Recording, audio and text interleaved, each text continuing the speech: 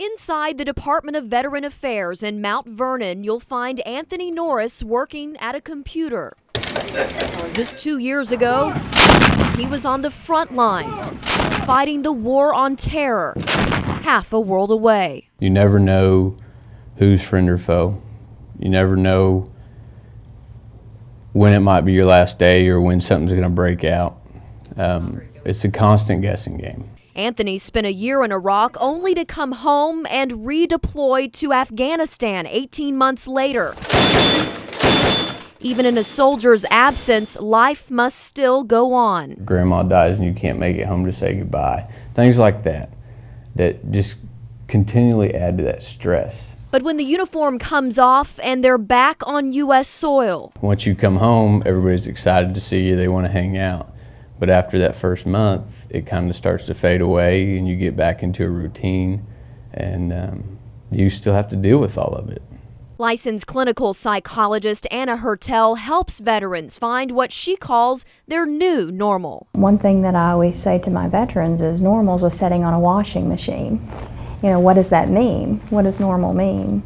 So it is a readjustment is really what it is.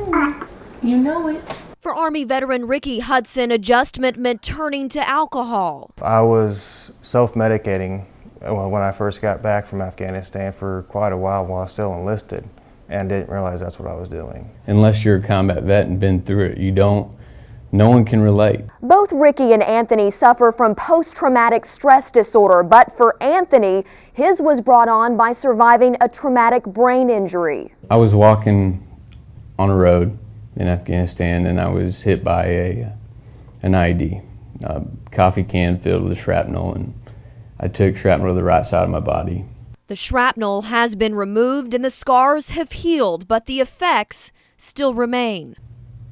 It hurts to wake up every day. You know, I don't sleep at night. I wake up in cold sweats and I don't know why, because I can't remember what I had a dream about. Life's hard. You gonna talk? New dad Ricky Hudson is still getting the hang of fatherhood, but when it came to serving his country, it was the only choice he knew. The Army was one of the things that I knew exactly what I was doing. I always wanted to do it. The fifth-generation soldier is a first-time college student, but for many troops who are returning home, returning to a civilian job can be an even bigger challenge, according to licensed social worker Mindy Ellis. They serve and they're responsible for millions of dollars worth of equipment and personnel, and they come back to the United States and they have a job in a factory or a minimum wage type job. Veteran Anthony Norris credits the Army Reserve mandatory yellow ribbon reintegration program for opening his eyes to the invisible wounds of war. People don't want to attend and try to get out of it. However, it does help. If you put yourself into it and say, hey, this can happen to me. You know, I didn't think that I was going to have this issue, but I do. This issue is post-traumatic stress disorder. You wouldn't know it by looking, but Anthony suffered a traumatic brain injury in Afghanistan. I have a lot of memory loss. Some days I can't remember how old I am. I have to text my mom and say, Mom, am I 27 or 28? Ricky, too, has PTSD, but he didn't get treatment right away. I was ashamed. Didn't want anyone to know about it. Especially anyone to know that I was seeing a doctor for it. No one wants to say, yes, I'm crazy, or I have issues, I have mental health, I need to see somebody. People don't want to say that, and it's looked down upon. So people don't seek the help that they need. Anthony is one of the 1.3 million veterans who did receive mental health care at the VA last year. With the increase in demand, the VA has more than doubled the number of psychologists on staff in the last few years. And that's where the VA has really stepped it up.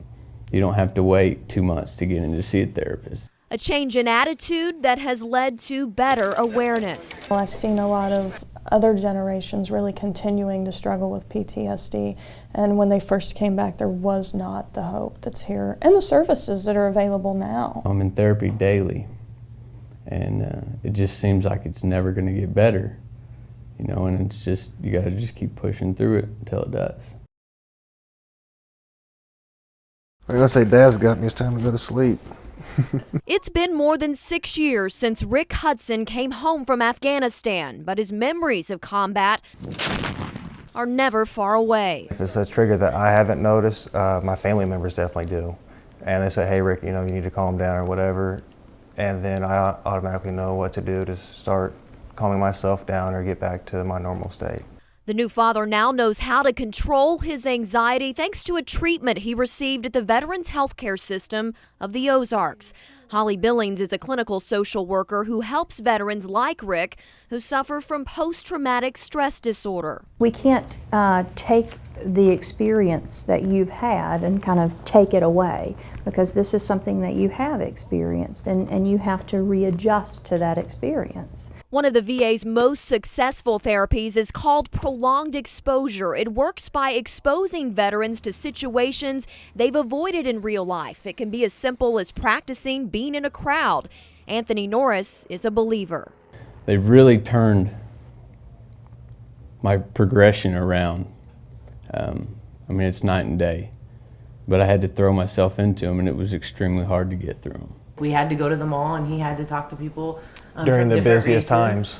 And he had to go during busy times. We had to go to a movie theater, and he couldn't sit in the back row. For veterans and their families who need immediate support, there is help, confidential help, through the Veterans Crisis Line. If you are in emotional distress or suicidal crisis or are concerned about someone who might be, we are here to help. It's as easy as picking up the phone, chatting online, or even sending a text. If the veterans call that crisis line and they are connected to our VA, we get a report that they have called, so we can provide immediate follow-up after they contact us. A lifeline that can be life-saving. Since it began in 2007, the Department of Veterans Affairs estimates the crisis line has rescued 26,000 actively suicidal veterans. The downfall is the soldiers coming in and wanting to come in and realizing there's an issue and seeking that help. Because we can't go out and pull everybody in at the VA.